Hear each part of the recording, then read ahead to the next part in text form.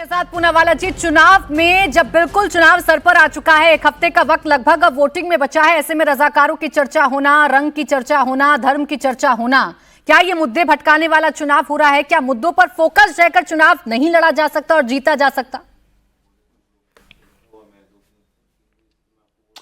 देखिए, कांग्रेस खुद एक समय पर बड़े बड़े ऐड और एडवर्टाइजमेंट देकर बोलती थी एक रहना है, जातियों में नहीं बंटना है। इंदिरा जी का तो बहुत पुराना बयान भी है। तो अगर वो बात दोहराई जाती है और हम लोग तो बात कर रहे हैं किसानों के सम्मान, महिलाओं के सम्मान, गरीब कल्याण की, ये लोग करते हैं भाईजान भाईजान। और इस भाईजान भाईजान नीति में जिस प्रकार से खड़गे जी ने बोला कि देखिए भगवा पहनने वाले सियासत में ना आए, तो हमने उनको केवल इतिहास याद दिला दिया तो हम गुनहगार बन गए। पर मैं आज की बात करना चाहता हूं तहसीन से। तहसीन एक तो पहले बोल गए कि पटेल जी और नेहरू जी के सहयोग से रजाकारों को भगाया गया। तहसीन को शायद इतिहास का ज्ञान नहीं है। पटेल जी ने नेहरू जी के खिलाफ जाकर पुलिस एक्शन हैदराबाद में कराया और नेहरू जी बहुत ज्यादा नाराज थे उससे और पटेल जी के साथ उन्होंने कई दिनों तक बात नहीं की। ये इतिहास है, पर इसमें नहीं जाना चाहता हूं। 10 second please don't interrupt. 10 second और मैं आज की बात करना चाहता हूं। देखिए, आज हम लोग जब गरीब कल्याण की बात कर रहे हैं तो एक कन्हैया कुमार अमृता फडणवीस को महिला अपमान करते हुए बोलता है रील बनाने वाली है।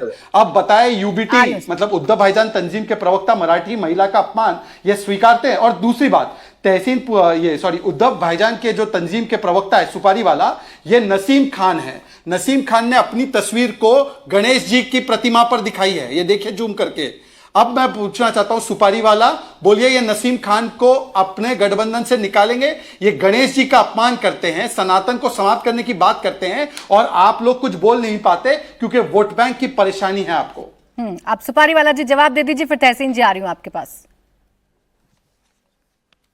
वोट बैंक की कोई परेशानी है जहां पर हमें लगेगा कि हमारे हिंदुस्तान में किसी भी मजहब खतरे में है, चाहे हिंदुत्व का हो, चाहे हिंदुइज्म हो, चाहे इस्लाम हो, चाहे क्रिश्चियनिटी हो, बाला साहेब ठाकरे के सिद्धांतों पर चलते हुए आए हैं।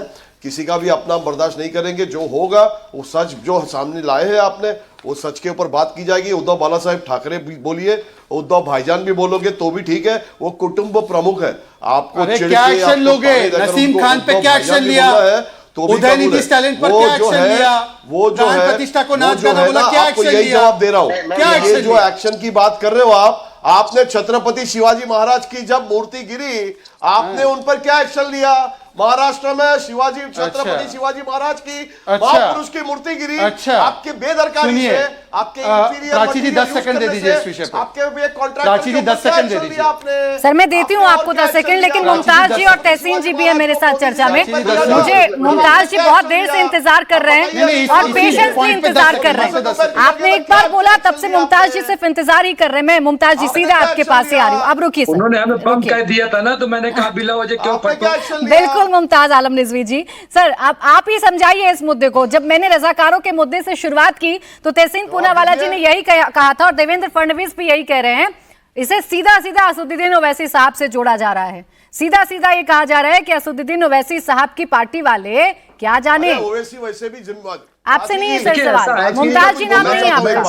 प्राची जी मैं कुछ बोलना चाहता हूं। अभी नहीं सर। एक तो शहजाद पूनावाला साहब ने मौलानाओं का जिक्र किया, तो मैं उनको बता दूं कि एक भी आसाराम दिखा दो, एक भी सतपाल दिखा दो, एक भी राम रहीम दिखा दो, एक भी चिन्नमयी दिखा दो, इस तरह के हमें दिखा दो। नहीं, एक मिनट, अरे एक मिनट, देखिए हम आपके बीच में नहीं बोले। अब आप नहीं बोलेंगे, मत पटिए। दूसरी चीज आप कह रहे हो पुरानी बात, तो पुरानी बात तो ये भी है कि अभी जो आप एक दूसरे के खिलाफ खड़े हैं, दोनों भाई हैं, ये भी एक पुरानी बात है। आज भी भाई हैं, तो पहले एक साथ काम करते थे, रजाकार के तौर पे काम करते थे। हमने बहुत लिखा है आपके बारे में। शहजाद पूनावाला साहब और तहसीन पूनावाला साहब इंकलाब में बहुत दोनों साथ लड़ते थे। मैंने देखा राष्ट्रपति भवन पर दोनों एक साथ गिरफ्तार भी हुए थे, डिटेन किए गए थे। अच्छा अब चलिए, लेकिन एक बात पर मुझे आपत्ति है मुमताज आलम।